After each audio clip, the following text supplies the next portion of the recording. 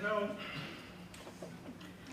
you never really hear the argument in favor of being a weird, lonely, outcast little kid. And I think at that age, you don't have the capacity to really appreciate later in life how important those little obstacles we overcome are going to be. Those little hardships become the building blocks upon how we build who we're going to be. Shut up. So that's me. The front teeth and the beard came in slightly later. I grew up in Canada, and my family moved around quite a lot when I was a little kid. I was always the new kid in school, which is a complete crap situation for really any 6, 7, 8, 10-year-old kid. What made it extra difficult for me was I had a real pronounced speech impediment when I was younger. And this made it really difficult to blend in with all the other kids, because you didn't look like them, you didn't talk like them, you didn't sound like them. And when you're that age, really all you want to do is just blend in.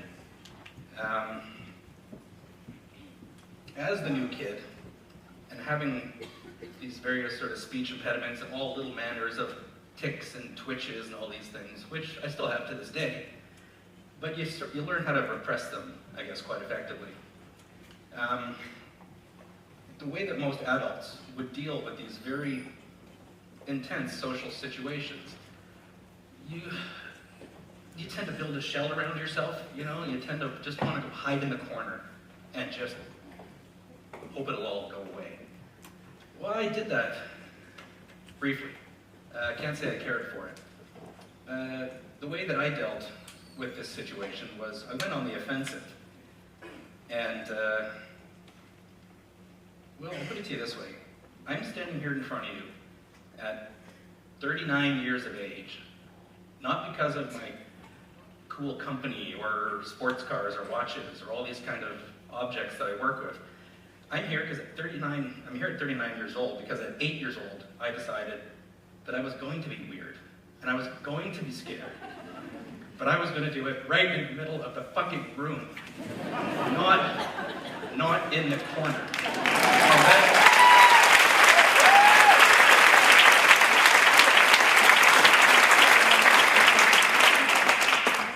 I didn't know it at the time, but that would prove to be the most formulaic moment of my life, because I was becoming an outsider, and I was becoming okay with not having a lot of friends, with playing by yourself, and just really becoming okay with who I was.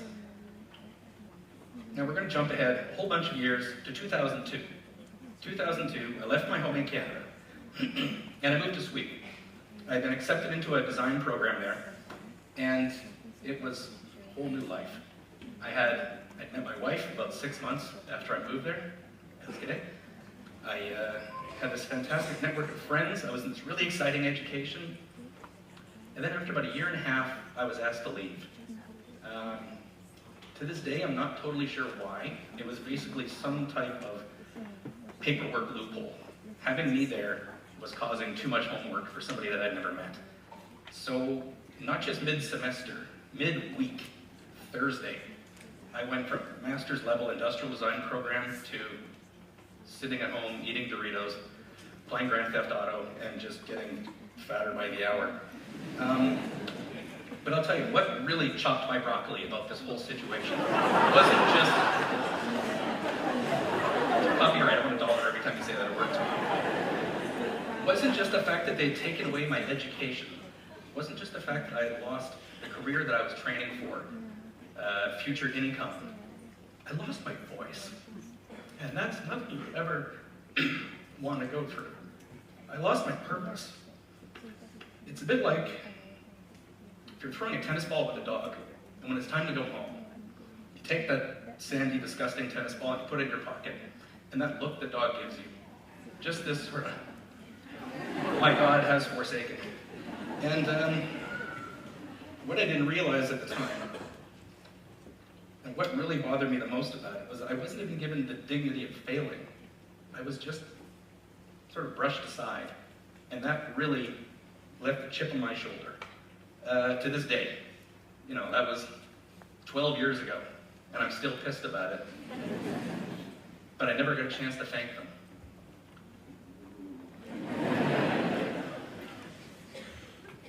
Around 2006, I started a small independent company called Black Badger Advanced Composites. Yes, it's overly dramatic for a jewelry brand. And a lot of what I work with is unconventional, it's not that bad, unconventional jewelry design. So a lot of titanium, a lot of carbon fiber, outsider materials in jewelry.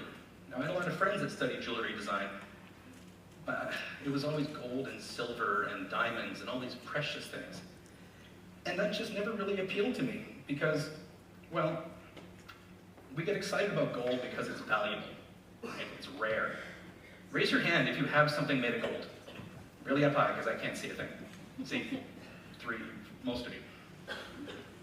Raise your hand if you have something made of a piece of the stealth bomber. Right? So clearly I won that round. And just working in that fashion and being okay, thinking outside the box. Apparently my dad coined that expression and I had to promise to use it. By thinking outside the box and just being off the map, you find that as you're working, what you're doing is you're actually finding your voice again. I was getting my purpose back. And being off the map, I think, was the most important thing that I ever did, because the worst part of a map is a map always tells you where you're gonna go. And that's the last thing I wanted. The discovery was what I loved. I loved starting out with a blank piece of paper, and maybe at the end of the day, that piece of paper was on fire, or maybe it became something moderately interesting, but it was the process and the discovery and the doing it on my own. Every single thing that I've made, every single thing that I've sold is handmade by me. Nobody else touches it. So the benefit of that is I'm both the smartest and the dumbest guy in my company. So that actually kind of messes with your head after a while. So I kept ticking along like this for several years now. A lot of social media work. Through my Instagram feed is probably where 90–95% of my sales come from, but it's also where my connections come from. See, if I was doing this for the money, I would be doing it so differently. I'm a terrible business person. All I care about is making cool stuff like that. If somebody else likes it, brilliant. I made that for me. Ooh, and that's a fun way to work. It is an absolute charmed life, and I am very aware of that. But once you find out what you really want to do, it just changes everything. And as I was doing this, I started gravitating towards other like-minded companies, outsiders. Very different levels of the industry. There were some mega companies, there were some very tiny little rogue outsiders, but every company that I work with, they've always started out as a friend. And that is also a really, really nice benefit to have. And as I started speaking with these companies, we found out that we were all weirdos, and we were all outsiders. And when you work that way, you find that you all speak the same language. You probably had a lot of the same similar events when you were growing up, but the vernacular had changed. See, we were still outsiders, but we didn't hear words like freak, retard, spaz. We heard words like innovators, visionaries,